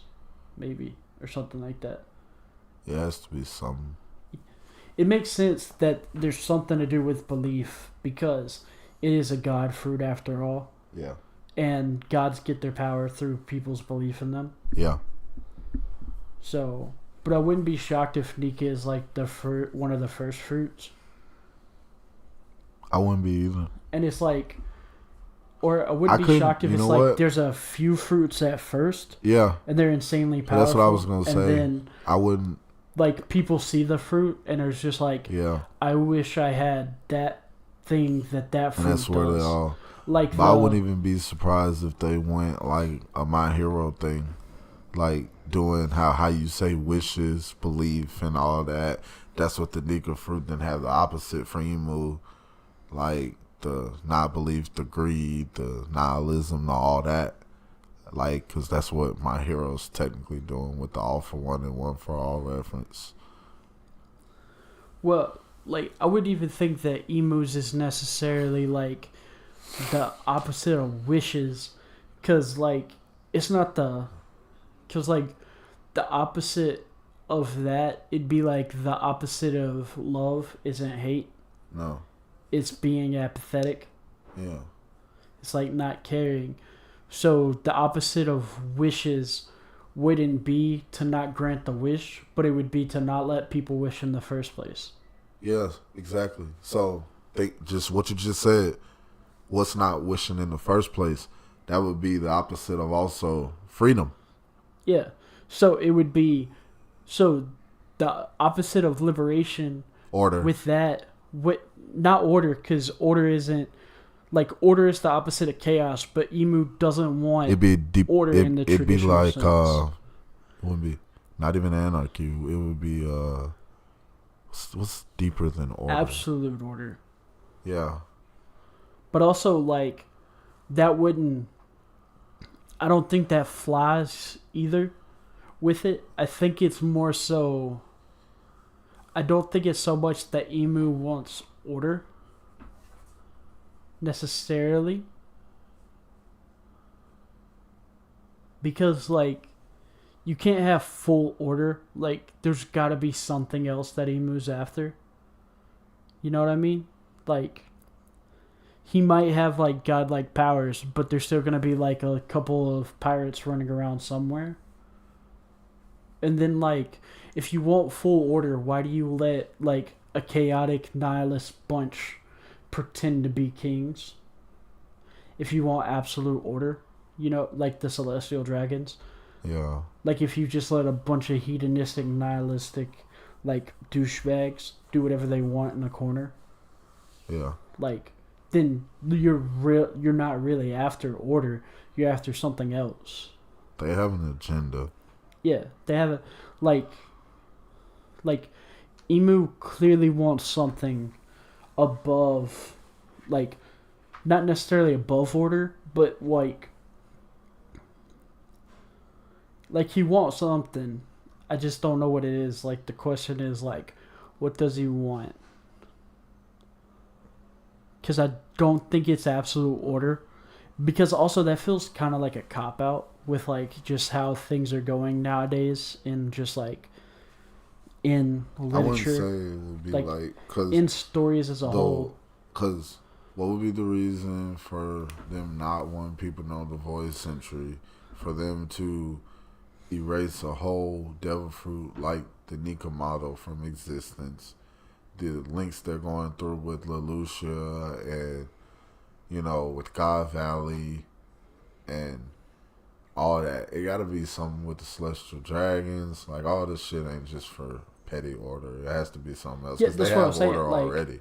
Yeah, they have, like, control over, like, 90% of the world. Yeah, already. Yeah. So, like, and that 10% for all their power, it didn't matter until Luffy showed up. yeah. That they only had. Because, like, Shanks could have rocked up and, like, screwed up anything at any point, but he didn't. True.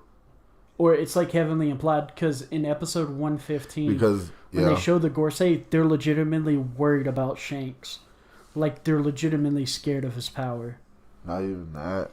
When you look into it from, like, the standpoint of, like, if Shanks... Because Shanks knew not everything, because he didn't go with Roger to Laugh Tale, but he knows a lot. He knows a lot, and for him to not take action, because it's understandable why Roger probably didn't take action, but for Shanks to, if he knew what was going on, to not do anything, it raises a lot of questions, because he waited till Kaido and Big Mom were down to announce he was going for the One Piece.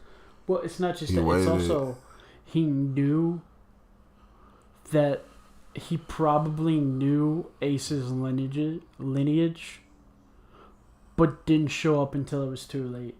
Yeah. Yeah, I can see that. I can see that. Like, because odds are, like, if a bunch of random people know, like if Luffy knew, odds are, what's it called, knew too. You know what I mean? Like if Luffy was able to know his lineage. Just, Okay. open the door for. Yeah. But like in my head, it makes sense that if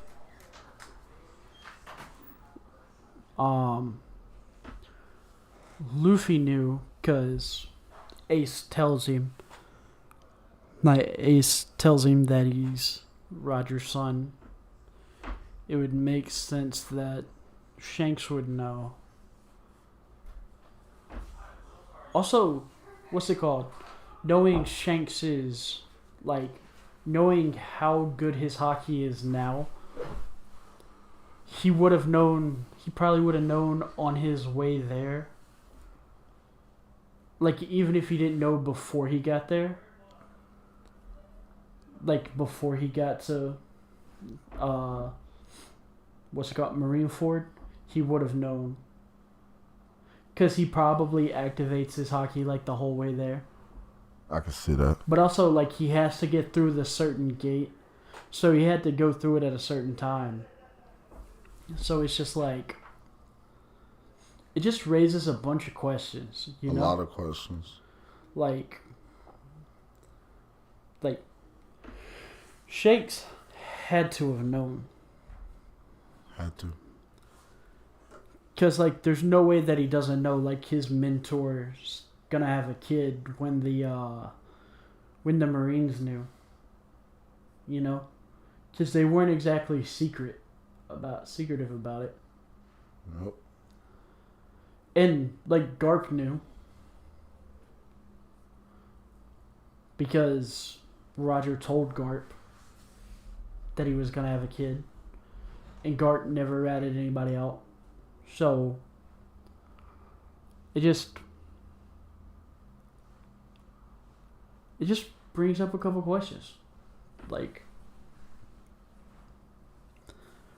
what all could there be that... Is it raining? I know that's probably just AC. But there's something on that thread. I just don't know what it is. There's probably going to be like some thing that felt super offhanded on a poneglyph somewhere that just like fills in all the gaps. Just like all the poneglyphs before, like we like didn't really know about. Like there's old things in poneglyphs like the talking about Poseidon, talking about the Neptune, Pluton, all that stuff. Like, odds are there's much more poneglyph stuff that we just forgot about. Or we just don't know. Like, I wouldn't be surprised if there's something in, like, Amazon Lily that I just wasn't paying enough attention to at the time. Yep. Also, I almost forgot about this. It doesn't make sense for Pluton to be a mole with what we've heard about Pluton. Like, the legend of Pluton is that it can one-shot an island nation. I ain't say it made sense. I just said that's what the theory was. That's not my theory. Because they make it sound like it's like a... That's not a headcanon. No one says what it is. That's just a theory that's out there. Well, it is somebody's headcanon. That's a mole. But it's not the show's canon. Yeah, I get that. And it's like, nothing even in the show pointing to it being a mole. So yeah. It's just also, what's the giant elephant's name again? Nietsche. And it's Joy Boy's pet, right? They haven't said. It's just related to Joy Boy in some way. Related to Joy Boy. Huh. I am curious though. There's just so many questions, and Robin never translated a whole poneglyph. That fucking bitch. Like, she told us what the whole poneglyph said. Unless that is the whole thing that the poneglyph said. In which case...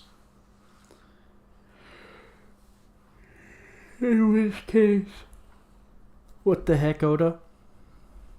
But yeah, she's never read the entire poneglyph at any point of any of the poneglyphs yet. Well, at least to us. None of them have been like super important yet, besides the Fisherman Island ones, like the one with the most importance. Well, what's it called? They're probably not in order. No, they're not. Like, they're probably not in order, like in any sort of discernible order, because you can go backwards on the Grand Line to go forward. Like, it That's could what tell Roger you, did. like, it could tell you go here, and then there. That's and what then Roger there, did. And then back a little bit. Then If you forward. pay attention, and if you, well, you ain't got there yet, but in the Roger flashback, that's kind of what he did. Yeah, so it makes, like, so that they don't make sense out of order, but when you put the ones in order. Also, it's called, the big poneglyph is called the Rio poneglyph, right? Road, Rio, I didn't. It's Rio means river, right? I don't know.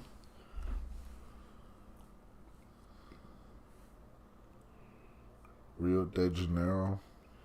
I was thinking like Rio Grande, like a large Something river. like that. Yeah, it's Portuguese and Spanish, and Maltese means river, and it means stream in Old Italian. So the river poneglyph. So the question is, with a river poneglyph, because there's a lot of different ways to take that, does it mean like flowing poneglyph? I couldn't tell you. Huh.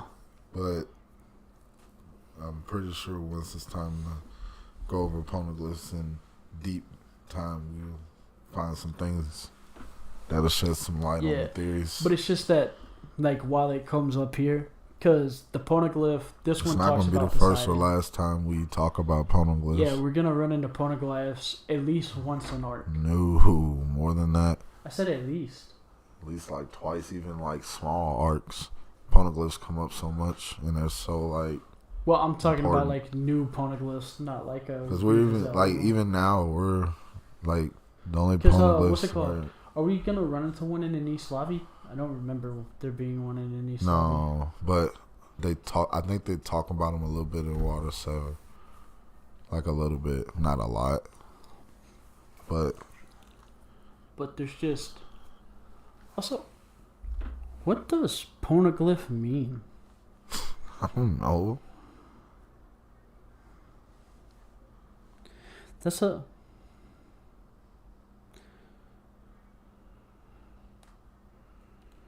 Okay, they're just based off hieroglyphics. That's lame. Everything doesn't have to have a deep meaning. Doesn't have to. It's nice, but it doesn't have to.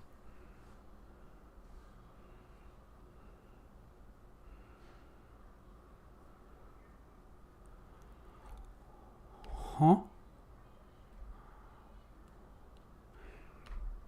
So, okay. Shout out to Kagi_pla on Reddit, who like broke down the etymology of poneglyph. And so it's based off hieroglyph, right? Which roughly translate to sacred carving / writing. And so it's based off that, but then they came across a Greek word named poneros that's possible meaning is full of labors, annoyance, hardship, oppressed by toils, and harassed by hardship.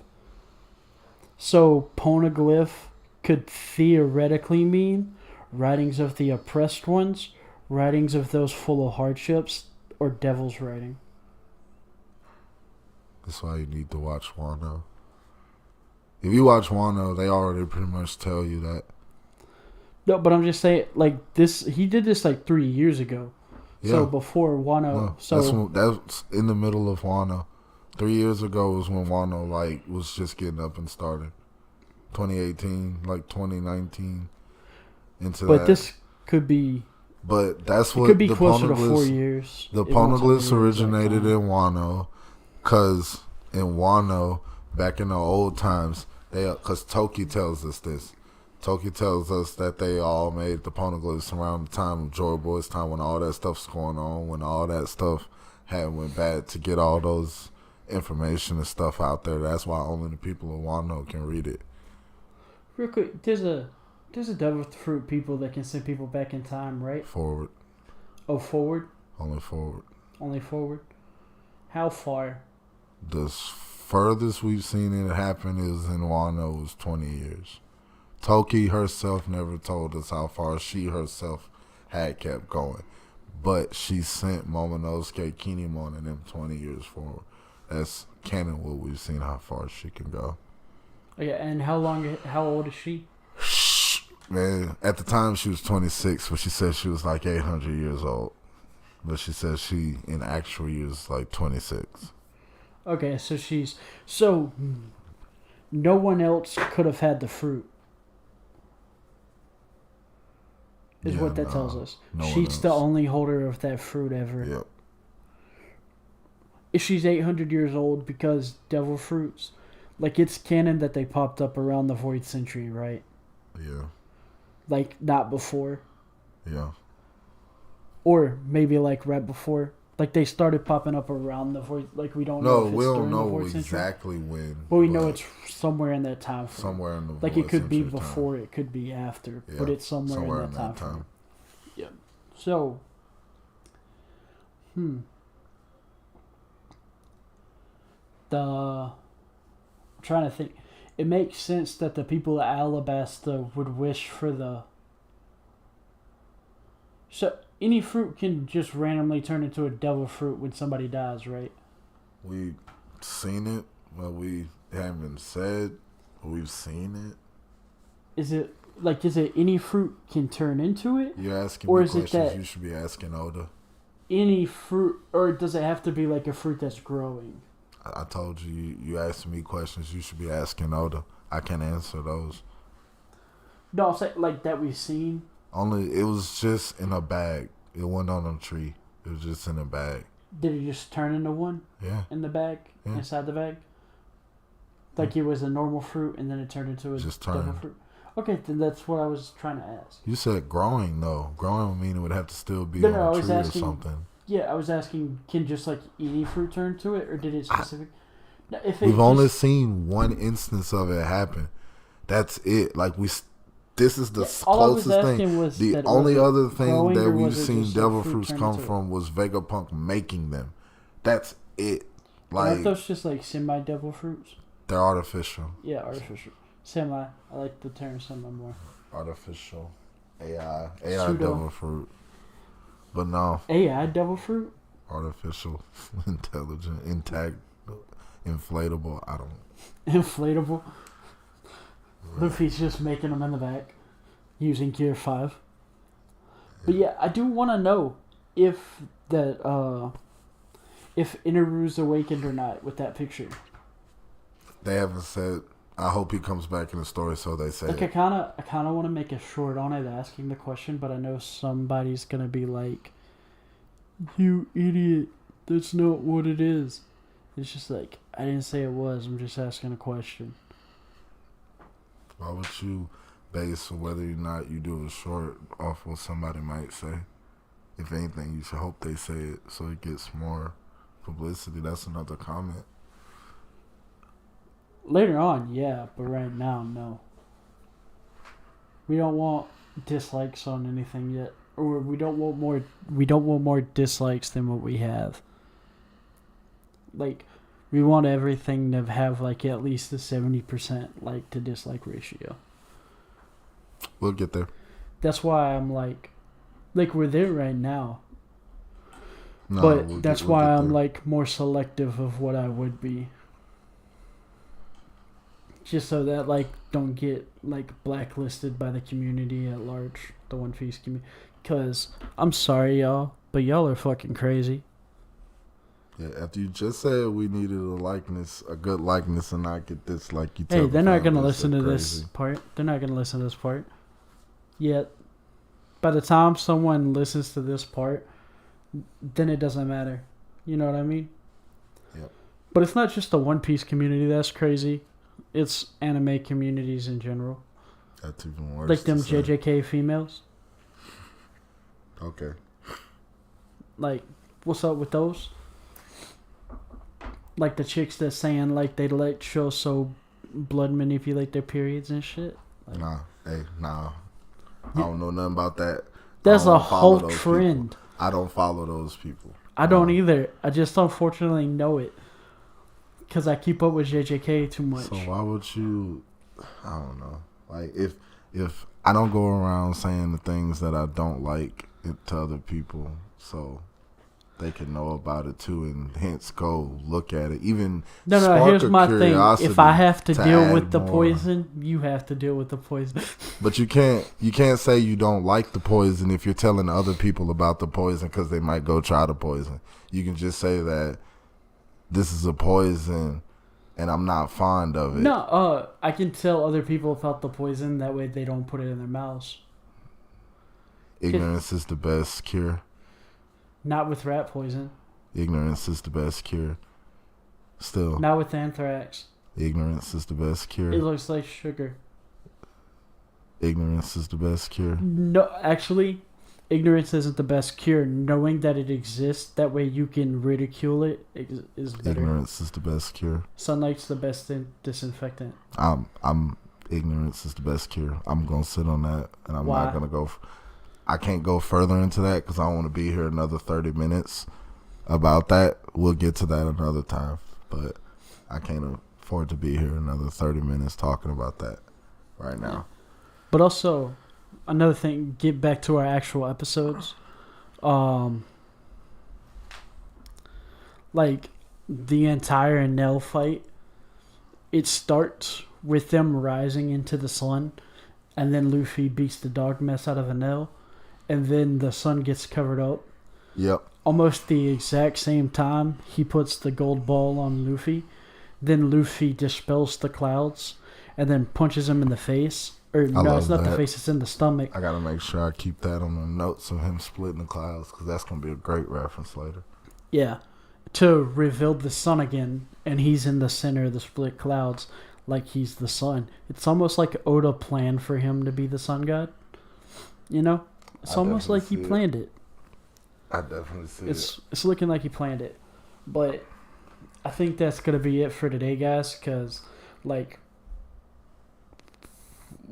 there's absolutely nothing in the mini like 4 episode or 6 episode thing in the end of this arc. Yeah, G8. Where they just land the ship after saving everybody, and they think they steal all the gold from Skypiea, but the Skypians and the Shandorians are actually trying to give them all the gold. Yeah. Which is hilarious. No, they definitely did the same thing they did with Nolan. Because it's Nolan, and then when they actually gave him that cure, he was like, take it all. But they only there to guard the poneglyph. Is that important to like, them. They think like their ancestors are doing it. But also, this is super poetic. It's, the thing is they think their ancestors and the trees are protecting them, but it's actually the thing that gave them the plague in the first place. Yeah. Yeah, I thought that was even crazier. Because they was doing all that sacrificing people, and Nolan's like, hey, it's the bark in the tree. No, we got to sacrifice people. Well, that's on I was getting at, like, like how uneducated people are. Yeah. Earlier. So it would make sense, like, 400 years ago, you see these people that don't understand what medicine is, like actual medicine is. They're just like, oh no, my kid's sick. Time to kill my other kid I like less. Yeah, but that came later. Like, they already told us that the people 800 years ago were way more advanced. Yeah, I get that. But what I'm saying is, that's something that got developed later. Yeah, I get that. They end up at some point, like, got, like, retarded. What I'm saying is, it's probably the people that are like that wish for the fruits. It's probably not the, like, super advanced civilization people that wish for the fruit. No, is what I was getting at. But they could have wished for a different kind of fruit. Because the amount of fruits are, like, different. Like, they're all not the same. Like, that fruit, yeah.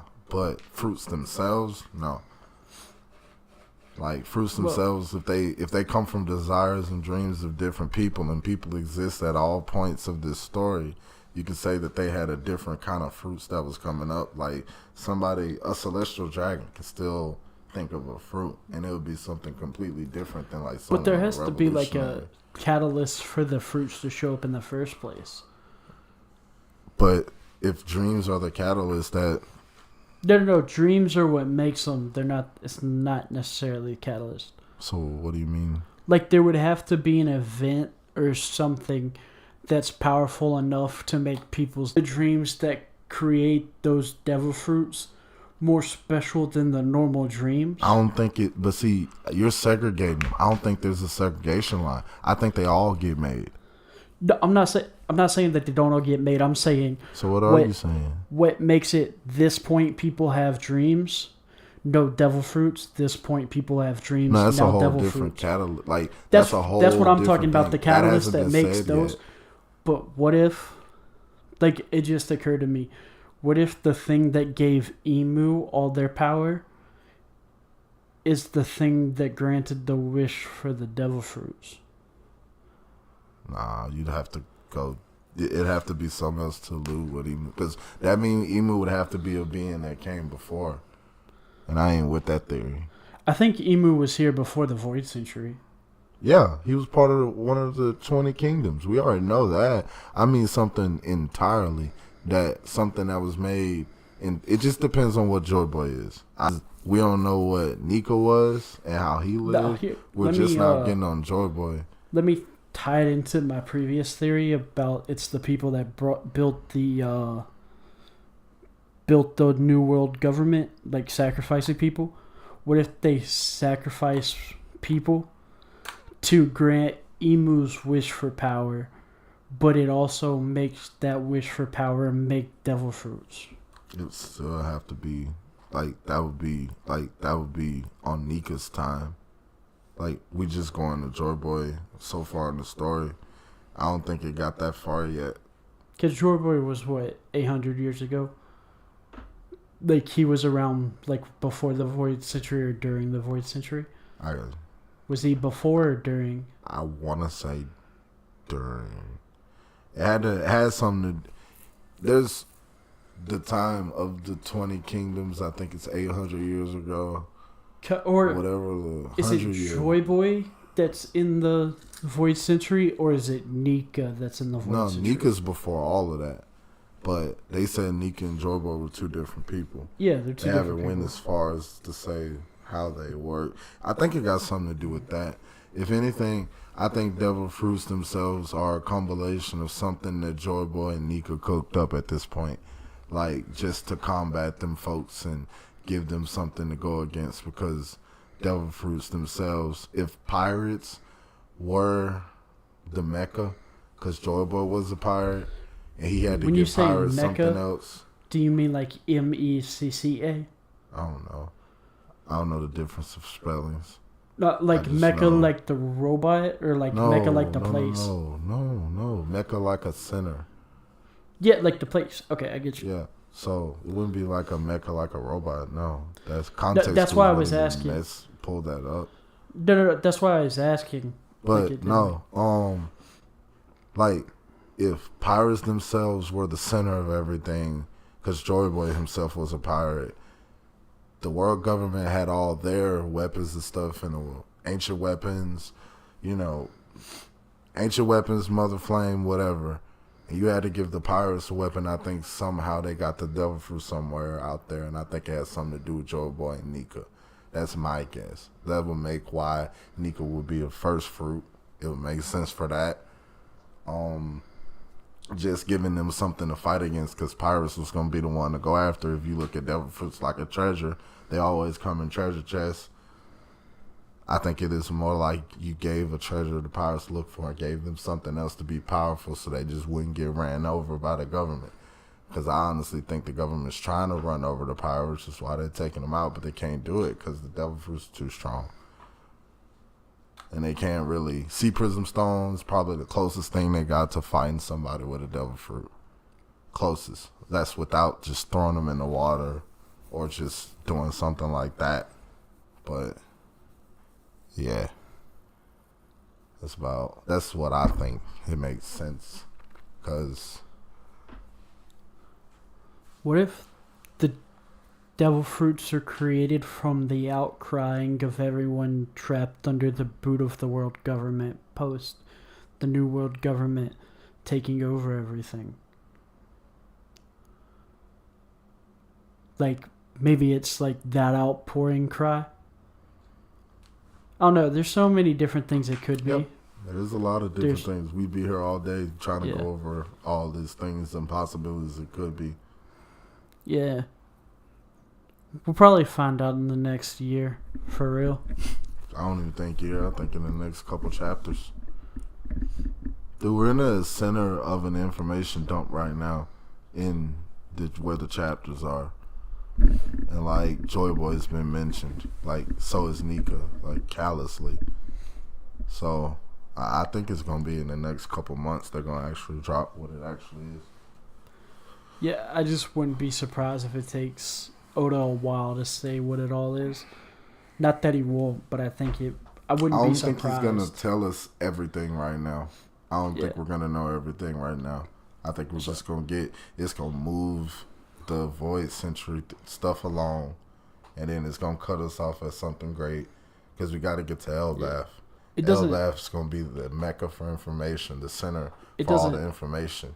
It doesn't make sense to make it to tell us everything until we get to Raftel or Raftel, whatever you want to call it. Elbaf, we're going to know damn near everything. No. I mean every majority of the questions we have, it doesn't make sense until we get there. Like the theory is definitely going to change between now and Elbaf, and even more once we get to Raftel. Like the Raftel stuff, Raftel, whatever you want to call it. Also, I know why Enel goes from Inaru to Enel, and why Raftel is sometimes called Raftel.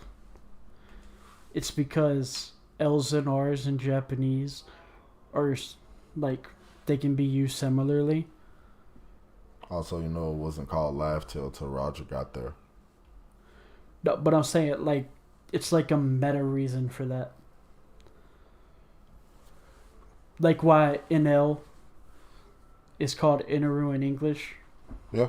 No. It's like a localization thing. I've ran into that from something else.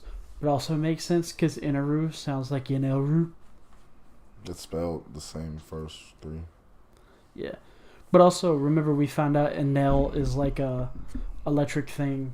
Like a power grid thing. But yeah, I think that's going to be it for today, guys.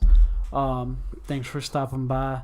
Remember, if you have any challenges to our ideas or like anything to add or anything that you noticed or anything like that, to drop it down below. Comment, subscribe. And we'll see y'all next week.